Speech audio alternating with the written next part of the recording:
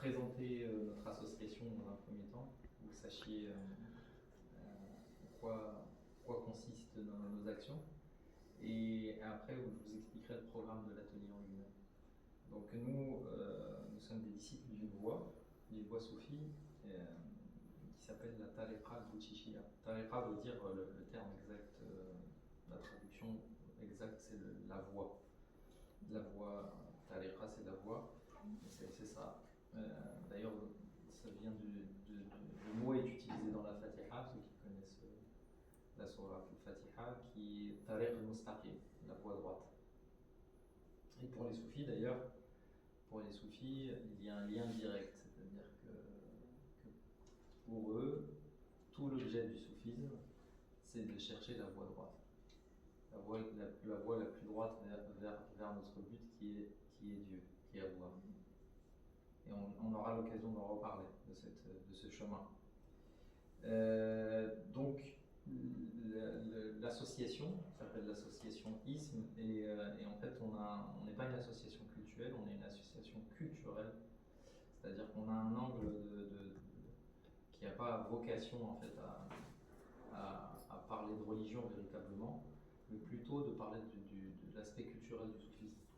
C'est pour ça que dans nos ateliers, on ne fait pas que aborder les notions de l'islam, même si le soufisme fait partie, et on dit que le soufisme est le cœur de l'islam.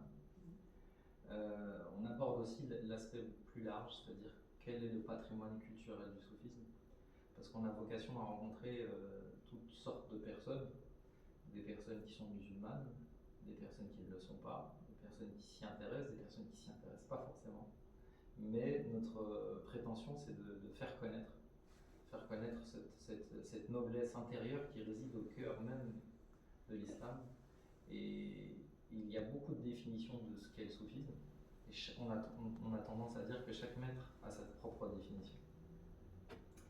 Et j'ai coutume de donner une définition différente à chaque fois pour montrer que en vérité, peu de personnes peuvent le définir, ce qu'est le soufisme. Mais c'est celle qui me vient ce soir, c'est la voie de la connaissance de Dieu. La voie de la connaissance de Dieu.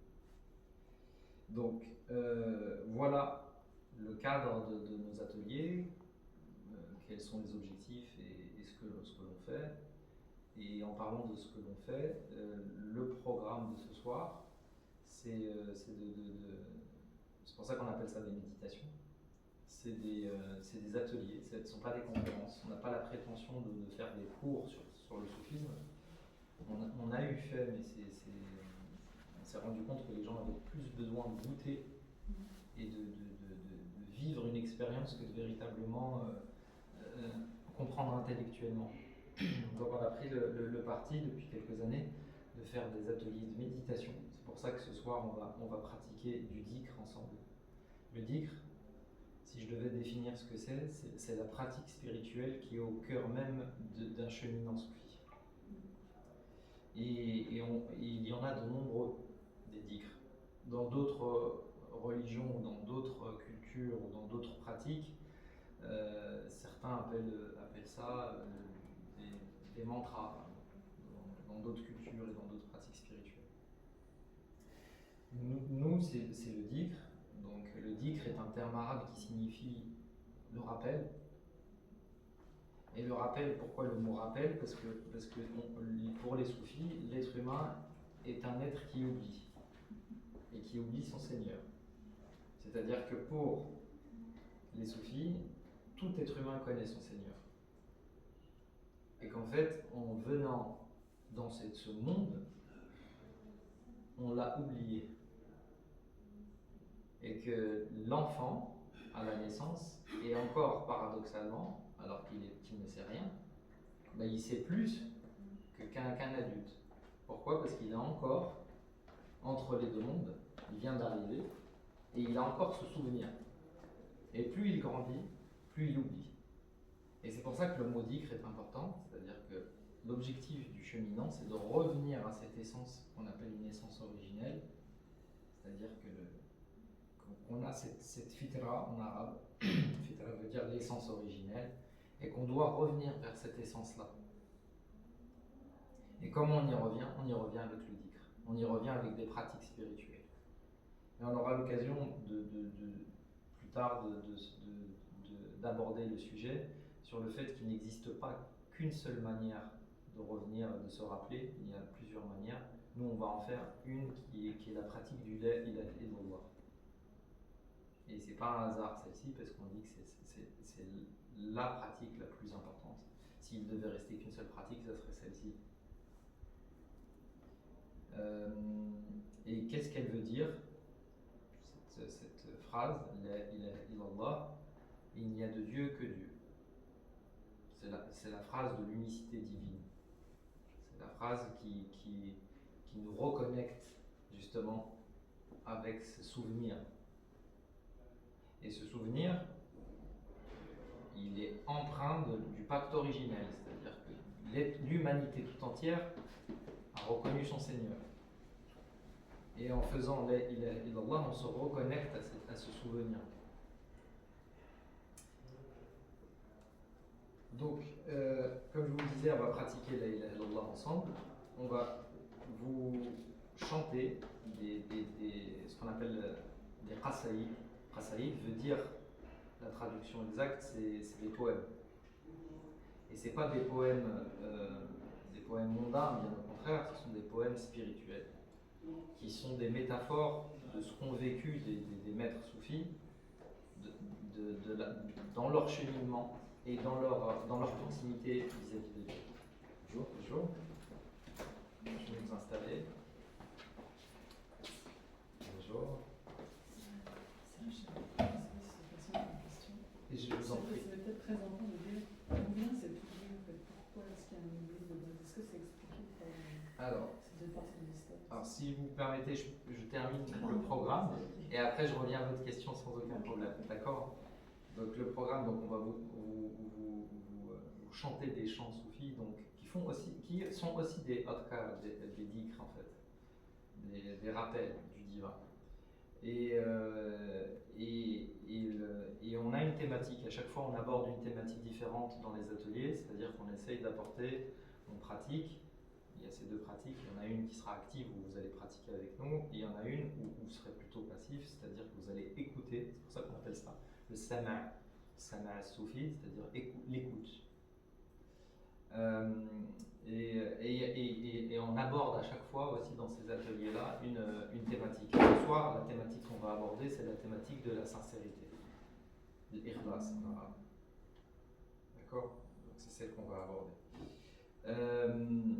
À travers une figure qui est très importante dans l'islam, qui est la figure de Abu Bakr. Abu Bakr as-Siddiq. C'est-à-dire que le prophète sallallahu alayhi wa sallam lui a donné en fait le qualificatif de Siddiq, c'est-à-dire du sincère. Et on va voir pourquoi. Et c'est pour les soufis, cette figure de Abu Bakr, elle est très importante. Très, très importante.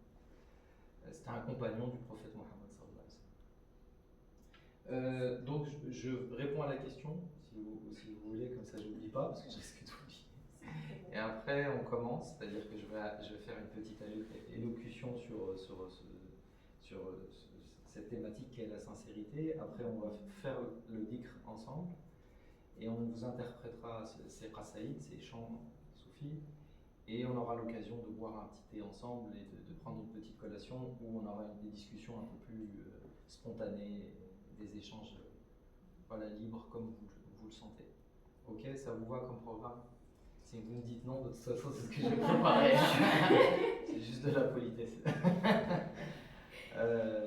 Donc votre question, si vous pouvez me la reposer.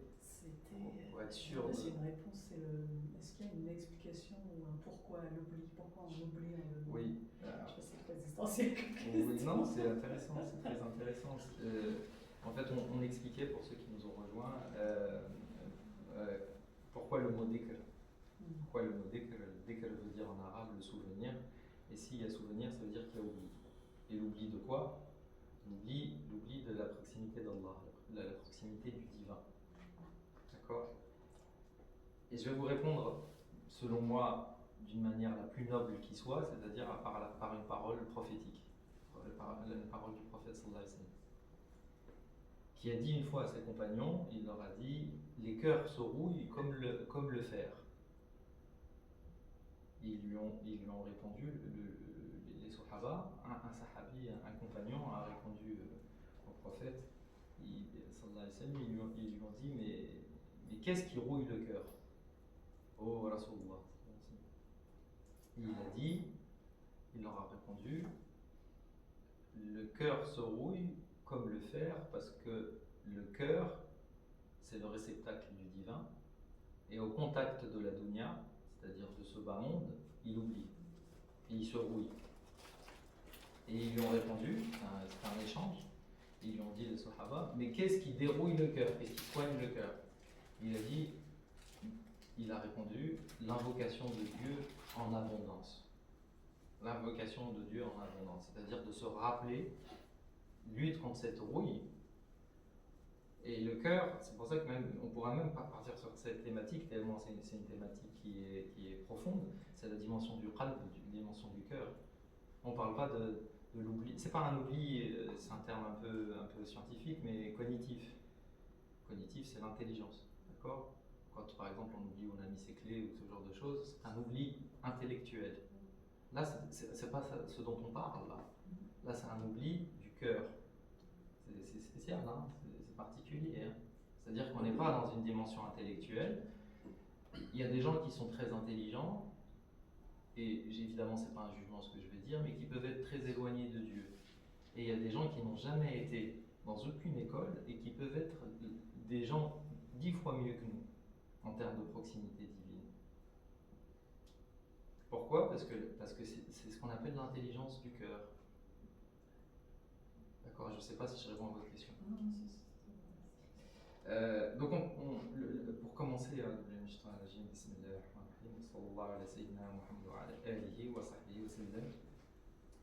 pour commencer sur la thématique qu'est la sincérité, donc la sincérité en arabe veut dire l'ikhlas. L'ikhlas, c'est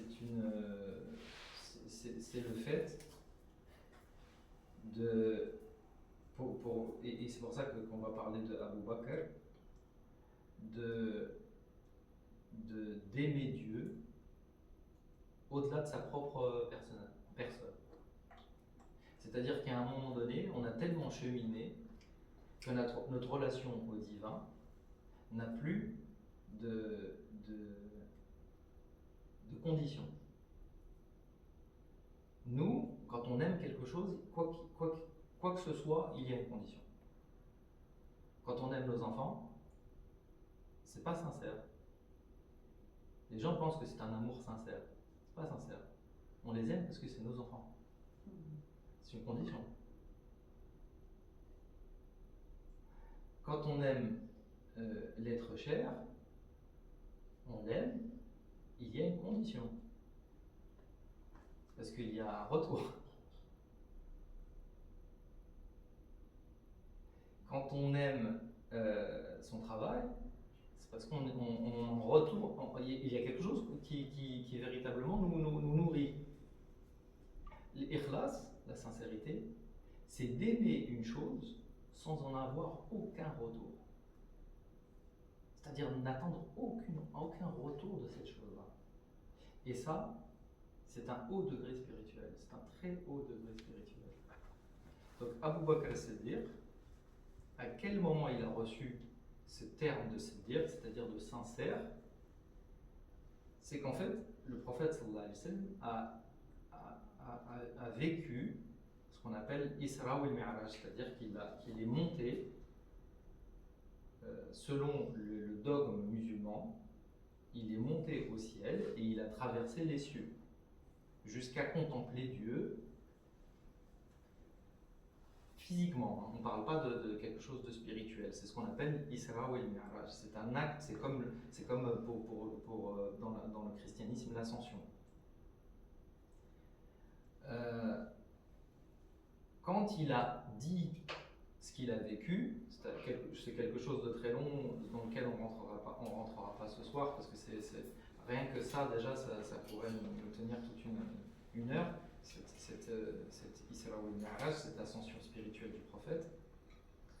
Il est revenu auprès des compagnons, et quand il a dit ce qu'il avait vécu, il y a des musulmans qui ont apostasié. Ils ont dit non, c'est pas possible ce que tu nous racontes là.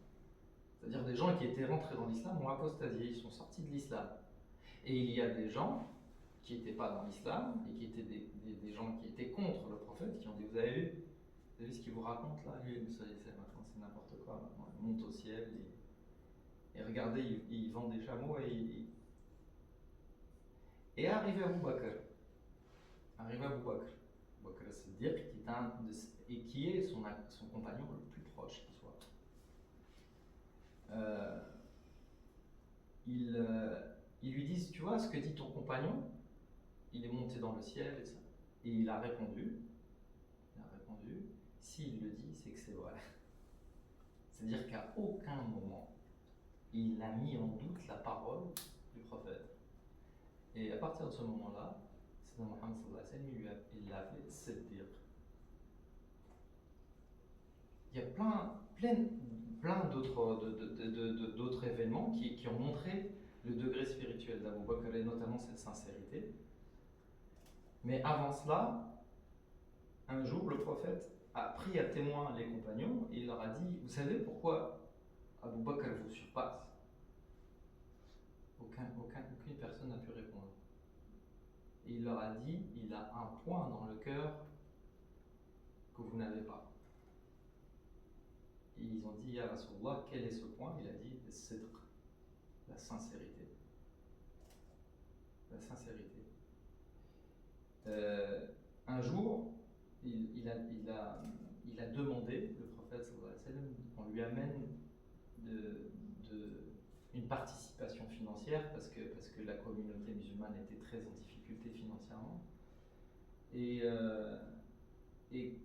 quand Sayyidina Omar, qui était un autre compagnon très important, un autre calife, parce que Sayyidina Abu Bakr était le deuxième calife, Sayyidina Omar le troisième, et ainsi de suite, Sayyidina Omar croise Abu Bakr sortant de la compagnie du prophète. Il lui dit que c'est Sayyidina Omar qui sort de la compagnie du prophète, pardon. Et il lui dit, qu'as-tu donné? Il lui dit, j'ai donné le tiers de mes biens. Et Sayyidina Abu Bakr, il n'a rien dit. Pourquoi il n'a rien dit? Parce que lui, il avait donné tout. Il a tout donné, tous ses biens, il les a donnés au prophète. Et le prophète a dit cette phrase incroyable, il lui a dit, qu'as-tu laissé pour ta famille? Il lui a dit, Allah wa Rasul, Dieu et son prophète. C'est-à-dire qu'il était tellement sincère que juste cette indication participe financièrement, il lui a tout amené.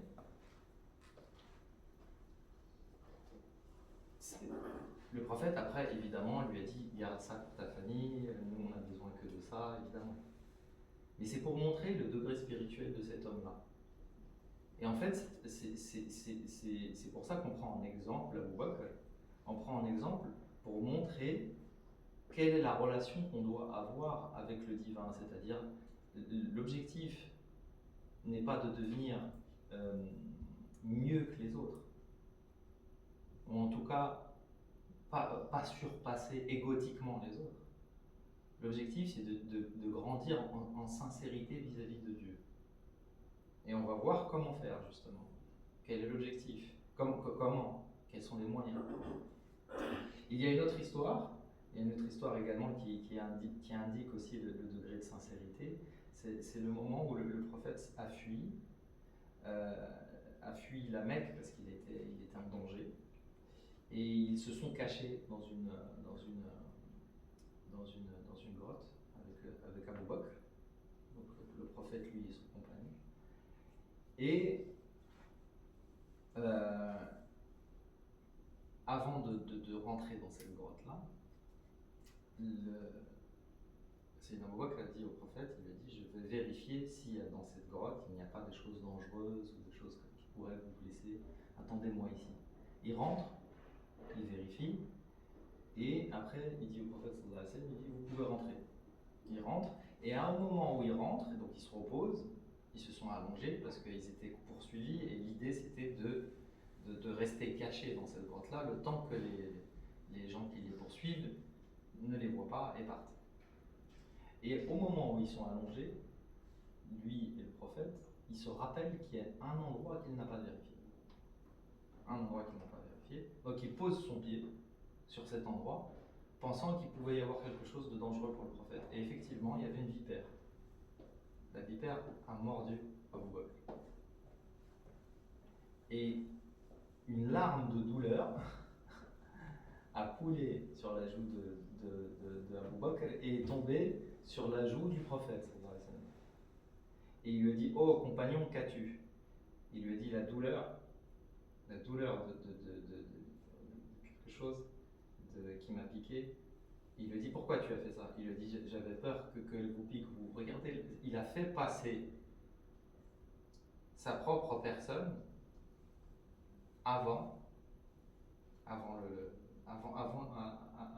il a fait passer le prophète avant sa propre personne. Et une dernière histoire qui indique encore une fois le degré de sincérité, là on ne parle plus de Sayyidina Abu Bakr, mais on parle du maqam d'Ihsan, on dit que c'est l'un des plus hauts degrés spirituels qu'il soit. C'est un jour, le prophète croise un compagnon, et il lui dit, m'aimes-tu plus que tes enfants? Il lui dit non. Il lui dit oui, pardon. Il lui dit, m'aimes-tu plus que tes parents? Il lui dit oui. Il lui dit, m'aimes-tu plus que tes propres biens? Il lui dit oui. Il lui dit, m'aimes-tu plus que toi-même? Il lui dit non. Il lui dit, alors ta foi n'est pas complète. Et il part. Et le lendemain, il revient, ce compagnon, il revient le voir et lui dit, ça y est, je t'aime plus que moi-même. En fait, il a atteint en une soirée, en un soir, qu'est-ce qui s'est passé? Mais il a atteint ce niveau de sincérité dans cet espace d'une nuit.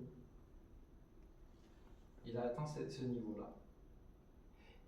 Et quand on atteint ce niveau-là, le prophète sallallahu alayhi wa sallam nous met entre les mains de Dieu, où on aime Dieu, comme disait Rabi' al-Adawiya, qui est une grande sainte, il disait, elle marchait dans un souk, voilà, et elle avait un bâton, et au bout d'un bâton, elle avait un seau de feu, de braise, si vous voulez, et un autre d'eau. Et les gens la traitaient de folle. Ils disaient, mais qu'est-ce que tu fais, espèce de vieille folle, tu avec un seau d'eau et un seau de feu, tu fais quoi avec ça? Elle dit, je vais au paradis brûler, et je vais en enfer l'éteindre. Je dis, mais tu racontes n'importe quoi. Elle dit, c'est vous qui êtes fous. Vous adorez Dieu par crainte de l'enfer, et vous adorez Dieu par espoir du paradis. Alors que Dieu mérite qu'on l'aime juste parce qu'il est. Et bien ça, c'est l'ihsan.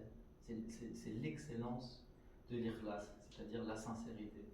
C'est-à-dire qu'on ne met plus rien, plus aucune condition entre nous et lui. On est éprouvé, on l'aime. Il nous donne, on l'aime. On ne met plus rien, plus aucune. Ce qui se rapproche le plus, en vérité, et je vais terminer sur cette thématique si vous voulez bien, ce qui se rapproche le plus, en vérité, c'est l'amour d'un bébé pour sa mère.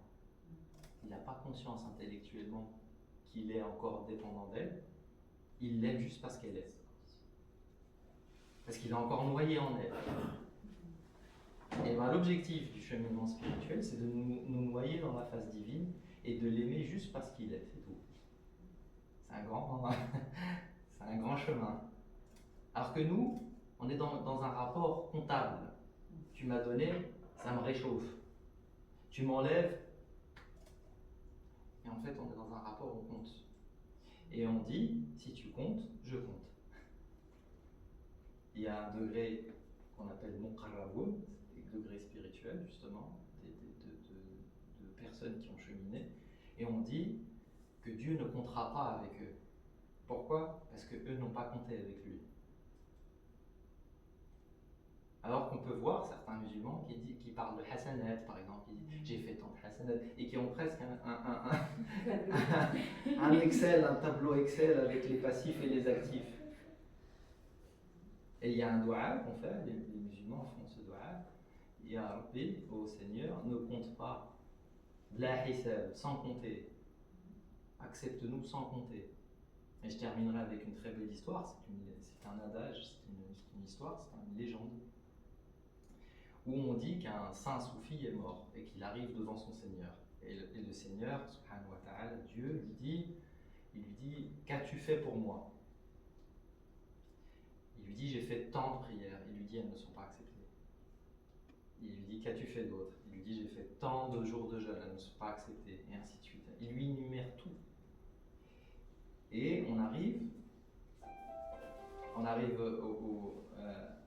au bout de tout ce qu'il a fait, et le Seigneur lui dit, qu'as-tu d'autre? Il lui dit, plus rien si ce n'est ta miséricorde. Il lui dit, ça je te l'accorde. Et le prophète sallallahu alayhi wa sallam a dit, toute personne rentrera au paradis que par miséricorde divine. Et ils lui ont dit, même vous? Oui, même moi. Ça veut dire que nos actes sont obligatoires, on va vers le bien, on fait des choses, on prie, on fait du dhikr, mais en vérité, ce qui prime, c'est quoi? C'est justement cette notion d'humilité et de sincérité du cœur, c'est-à-dire la sincérité de l'a'mal bin niyat. Les actes ne valent que par leurs intentions. Alors que vous pouvez voir, évidemment on n'est pas dans le jugement de Dieu seul sait ce que possède le cœur justement. Vous pouvez voir des gens qui par exemple peuvent s'enorgueillir de faire quelque chose et en pensant en ayant fait des prières, ils sont meilleurs que d'autres personnes. Ils peuvent penser que par exemple un ivrogne qui est sur un trottoir qui est en train de boire est moins bien que quelqu'un qui rentre à la mosquée, alors qu'on n'en sait rien. Peut-être que cette personne, elle va prononcer une fois sincèrement la ilaha illallah, celle qui est ivrogne, et que l'autre personne, pendant qu'elle est en train de prier à la mosquée, toute la journée, elle est en train de médire et elle fait des choses qui sont en train de l'éloigner en vérité. Ibn Atallah, c'est un grand saint, disait, l'Iskandari, qui est un grand saint, disait vaut mieux une œuvre, voilà, une œuvre qui est pas une bonne œuvre, mais qui nous rapproche du Seigneur, qu'une bonne œuvre qui nous éloigne. Ça ne veut pas dire qu'il ne faut pas faire de bonnes œuvres, mais ça veut dire que c'est plus complexe. Donc c'est un cheminement. L'ikhlas, c'est un objectif. On veut cheminer vers cette notion qu'est l'ikhlas, qu'est la sincérité. Donc comment y arriver? Ça c'est toute la question. Et la tariqa, la voie soufie, a pour vocation a pour ambition d'amener les gens vers ce chemin-là. Et c'est pour ça que souvent les soufis prennent pour exemple le hadith de l'iman, l'islam, iman ou l'ihsan, c'est-à-dire le hadith de Jibril. Intéressez-vous à ça, c'est un hadith qui est très important. C'est le hadith qu'on appelle le hadith de Jibril, c'est la parole du prophète où il était assis en face de Gabriel, et Gabriel lui demandait qu'est-ce que l'islam. Il lui a dit les 5 piliers. Il lui a dit qu'est-ce que l'iman, qu'est-ce que la foi. Il lui a dit c'est le fait de croire aux prophètes, aux anges, au paradis, en enfer. Et il lui a dit qu'est-ce que l'ihsan. Il a dit d'invoquer Allah comme si tu le voyais, parce que si tu ne le vois pas, lui te voit. C'est d'être dans la proximité la plus grande avec Dieu. C'est ça ce que vise le cheminement soufi. C'est d'aller vers cette... Ce qui ne veut pas dire qu'on méprise les autres étapes. L'ihsan n'abroge pas le fait de faire la prière, de faire le ramadan, ce genre de choses. Ce sont des piliers. Donc je vous propose une fois qu'on a terminé cette petite partie, de pratiquer un peu, de faire du dhikr, ce qu'on appelle le dhikr, pour goûter un peu et pour vous faire vivre ce qu'on peut vivre ensemble, ce qu'on vit nous en tant que disciples, et c'est la pratique du la ilaha illallah.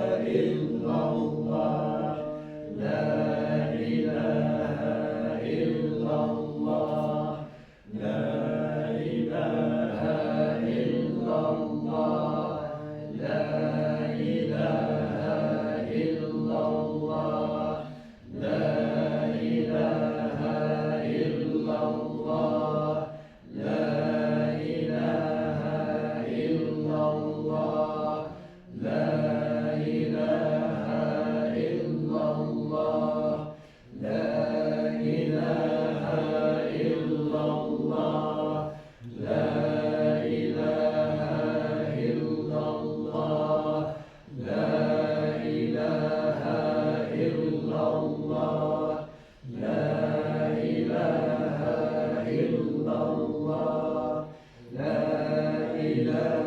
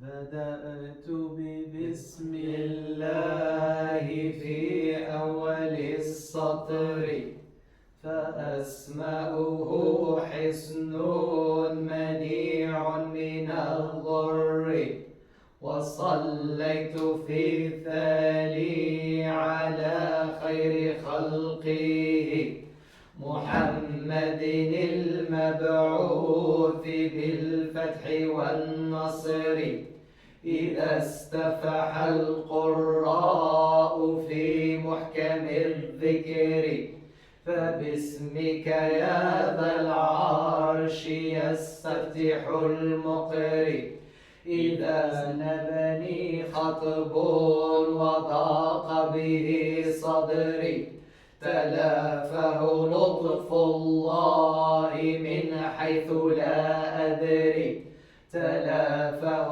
لطف الله من حيث لا أدري تلافه لطف الله من حيث لا أدري بدأت ببسم الله في أول سطر فأسماؤه حصن منيع من الضر وصليت في الثاني على خير خلقه محمد المبعوث بالفتح والنصر إذا استفح القراء في محكم الذكر فباسمك يا ذا العرش يستفتح المقري إذا نبني خطب وضاق به صدري تلافه لطف الله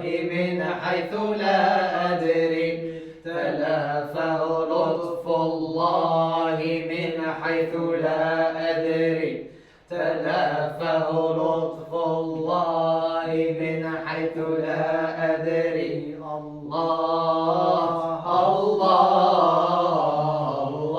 الله الله الله الله يا عدو لكف اللوم ولم تدري بحالي اليوم يا عدو لكف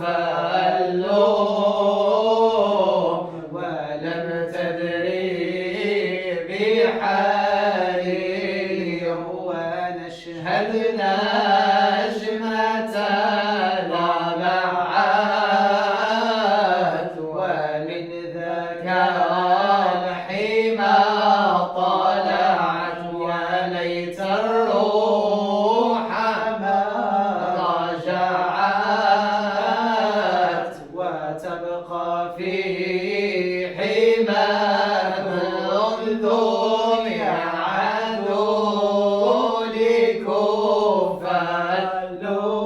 اللوم ولم تدري بحالي اليوم تنام الناس وانا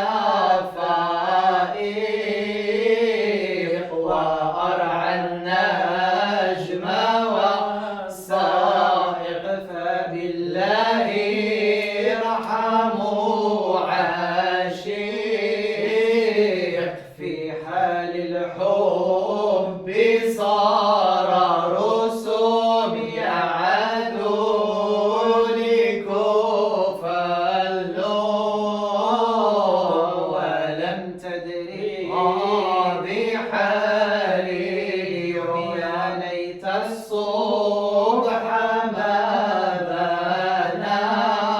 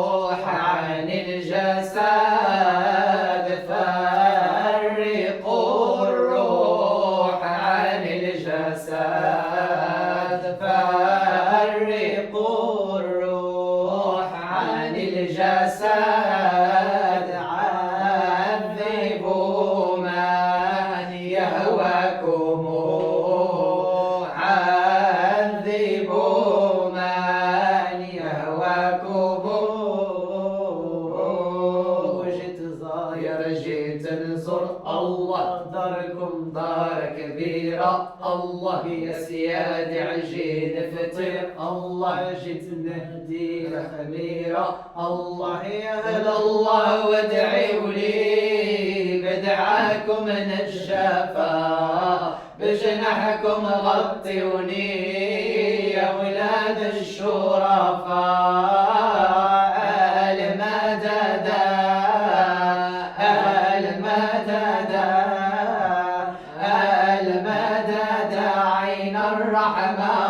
رسول الله المدد المدد المدد عين الرحمة رسول الله من مدة ولا نسأل الله على دار سيادي الله قالوا لي بماذا الله أهل بيت النبي الله شيخي عنده العسال في خوابي محضية فقراء كيف الحال يرعوا بالكمية المدد المدد المدد عين الرحمة رسول الله المدد المدد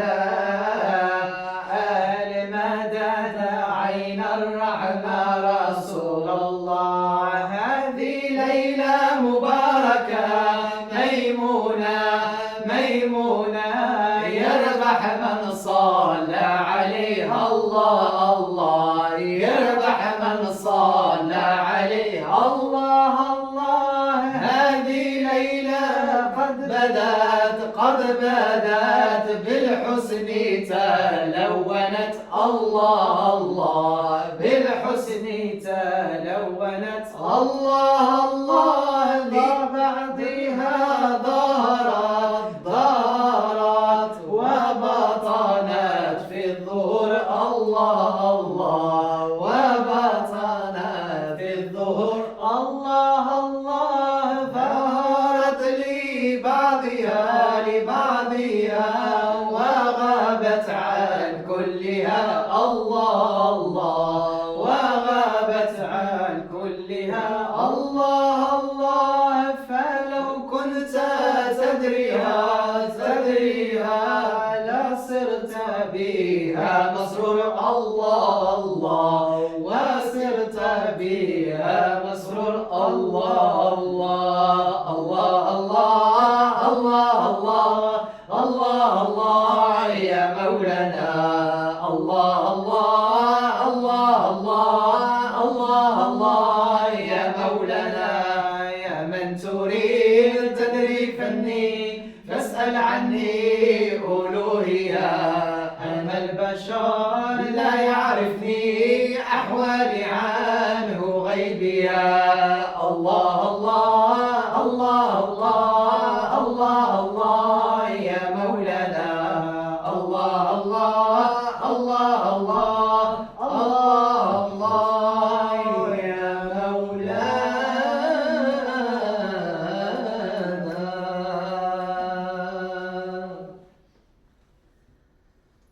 أحب لقاء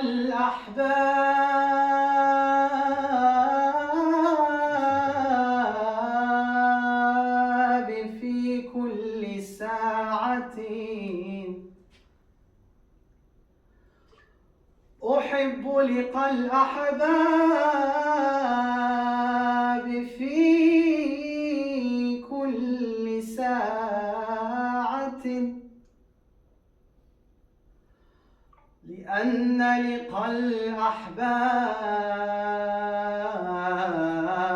الأحباب فيه المنافع يا سيدي يا رسول الله يا سيدي يا رسول الله قد ذاب قلبي اشتياقا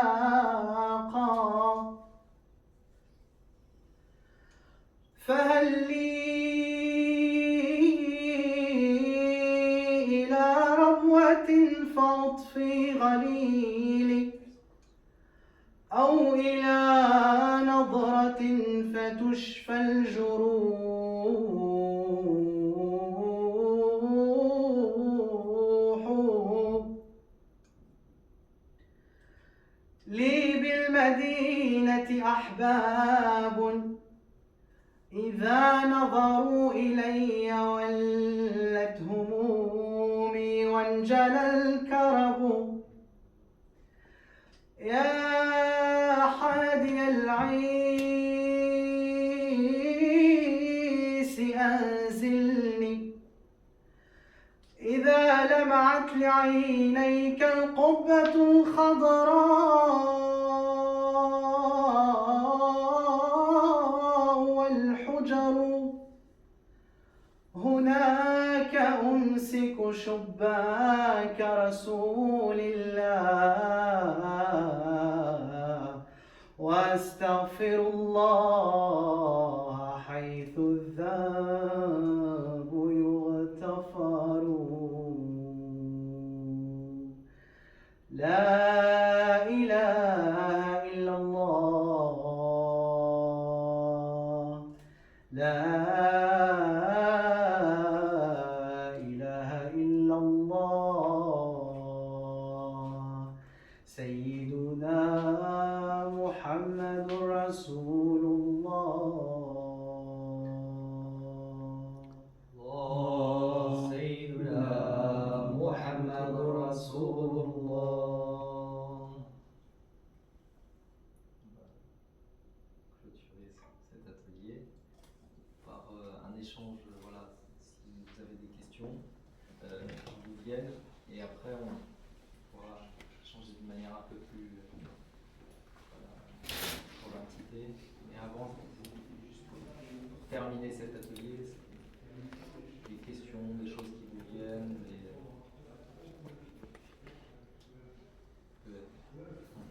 je sais que c'est un peu difficile de reconnecter ce qui est bon signe.